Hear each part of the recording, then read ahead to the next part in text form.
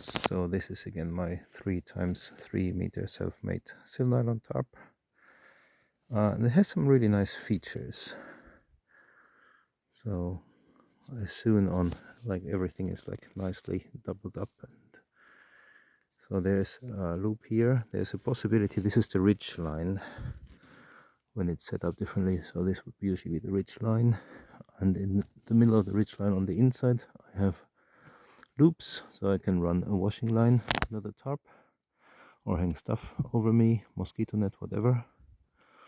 And then you see, so these are the only inside attachment points, but then from outside you see also these round ones, 5 of them, middle, and then a square around the middle, which allows for some really nice possibilities with different setups. So this one is only attached to 4 points now here, and that's the nice feature where you can actually see it. So having this adjustability here, right here, wait, I go this direction, better light. So here I have this adjustable buckle, and because I know it's adjustable, I let it out to where I want it, just having a little bit left here, and then I have all the string, and I don't have to make knots under tension. So I just use always pretty much the end of the tarp, so the line, so I have easy possibility to knot. I don't have to fiddle through long amounts of rope, so I just have this end to knot with, and then I do afterwards the adjustment with here, and then I can adjust the tension also from under the tarp for when it's raining and it's getting more loose and I want to tighten it a bit, so I can just grab there from under the tarp without getting out. And then I have some extra string leftovers that I can actually use sometimes as the washing line, the leftovers. So quickly the 4 points.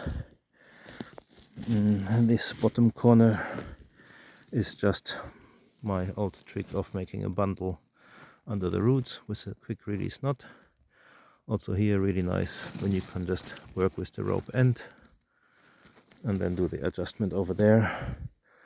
There I'm using a stick that is also tying up the middle, this little branch tree there. And yeah, now look at this place. So because I want to also look at this place, I tied this corner up with a support.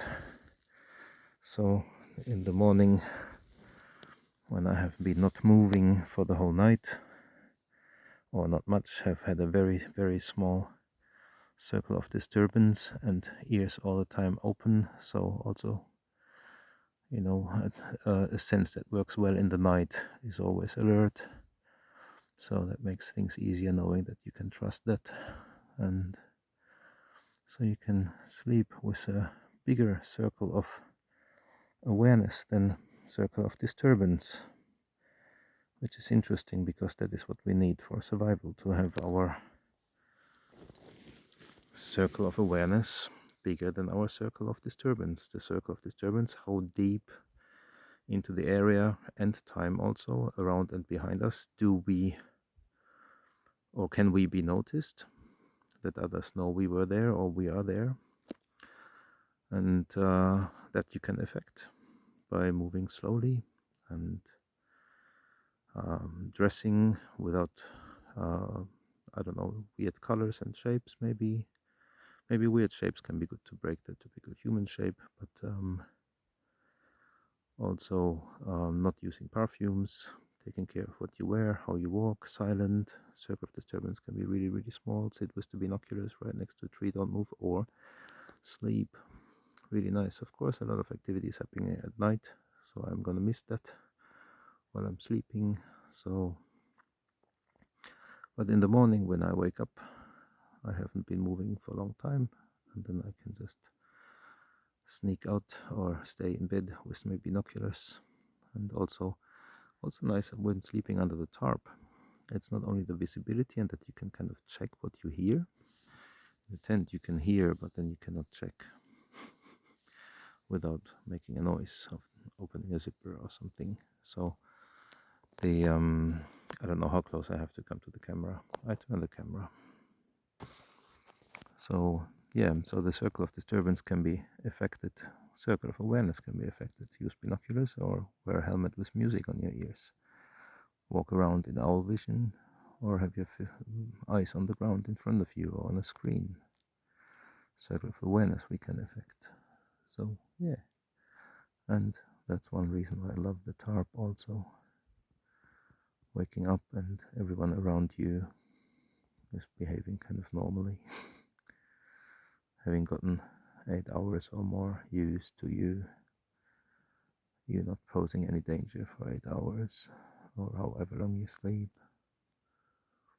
So it's really sweet to sleep outside and see the outside and smell it and hear it and feel it and be supported directly by the common ground under my back and head and legs and arms and whole soul, of course, somehow. It's so magical to sleep outside, and so it feels somehow normal in a way, but it never is.